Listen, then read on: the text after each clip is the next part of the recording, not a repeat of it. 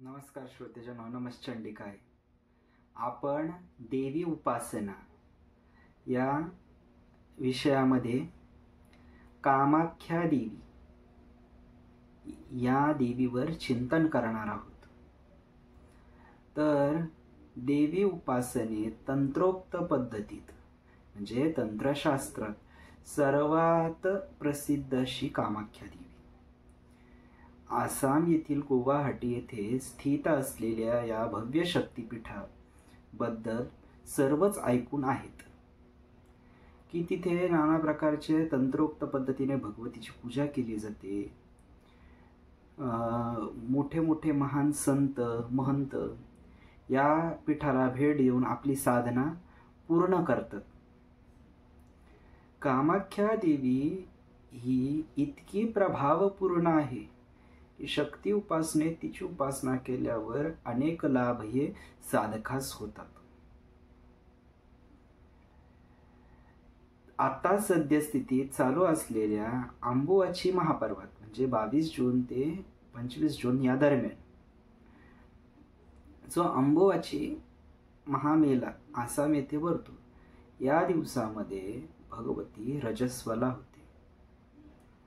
माता सती जेव्हा दक्ष यज्ञात भस्म झाली तेव्हा तिचं अर्धवट जळलेलं शरीर भगवान शंकराने आपल्या खांद्यावर घेऊन तांडव करायला सुरुवात केली. तर त्यात जे भगवान विष्णूंनी तिच्या अंगाचं विभाजन केलं आणि ज्या ज्या ठिकाणी अंग पडलं तिथं तिथं शक्तिपीठ तयार झालं. त्यापैकी देवीचं गुप्तांग ज्या ठिकाणी पडलं ते म्हणजे कामाख्या पीठ. कामाख्या पीठामध्ये देवी 4 दिवस रजस्वला होते. वर्षात हा पर्व तिथं उत्सव म्हणून साजरा करण्यात येतो. या दिवसात तिथला सगळ्यात मोठा चमत्कार म्हणजे जवळच असलेली ब्रह्मपुत्रा नदी ती लाल वर्णाची म्हणजे लाल रंगाची होते. देवीचे पट हे आपोआप बंद होतात. 4 दिवसानंतर पट उघडले जातात. देवीचा श्रीविग्रह हा पांढऱ्या श्वेत वस्त्राने झाकलेला असतो. तो पांढरा वस्त्र लाल रंगाचा झालेला असतो, मात्र त्याचे विभाजन करून पुजारी प्रसाद रूपाने भक्तांना तो वाटतात. अशा महान शक्तिपीठात दशमहाविद्या गुप्त रूपाने वास्तव करून राहतात. दशमहाविद्यांचा तिथं वास असल्यामुळे आणि पूर्ण पीठ आणि इतक्या जागृत भावात भगवती तिथं असल्यामुळे अनेक साधनांच्या सिद्धीचं केंद्र हे कामाख्या पीठ बनलेलं आहे.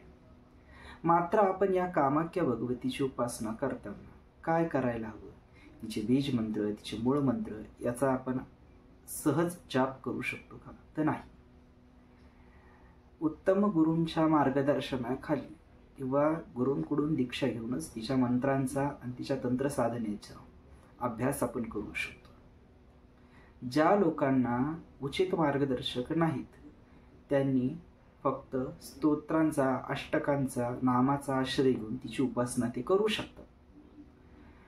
कामाख्या स्तोत्र, कामाख्या देवीची चालीसा, कामाख्या देवीचं ध्यान किंवा कामाख्या देवीचा नाममंत्र. नाममंत्र म्हणजे श्री कामाख्याय नमो नमः. तर असा तुम्ही नामाचा आश्रय घेऊन तिचा जप ध्यान पूजा करू शकतात. आई दयाळू आहे, ती सर्वांच्या कामना पूर्ण करते. भगवतीने ही लीला तिथे घडवून एका स्त्रीचा आदर केला आहे. स्त्रीला मातृत्व देणाऱ्या गोष्टीचा पूजेच्या रूपात उत्सव करून तिनं मातेच्या मातृत्वाचा आदर केलेला आहे. आणि शक्तिपीठात ही जागा सगळ्यात श्रेष्ठ आणि पूजनीय वंदनीय आहे.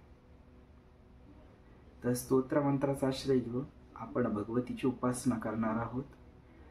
अशाच नवनवीन माहितींसाठी भवानी दरबार पेजला फॉलो आणि सबस्क्राईब करा. आई जगदंबा सर्वांना फलीभूत हो, सगळ्यांना आशीर्वाद प्रदान करो हीच शुभकामना. नमश्चंडी.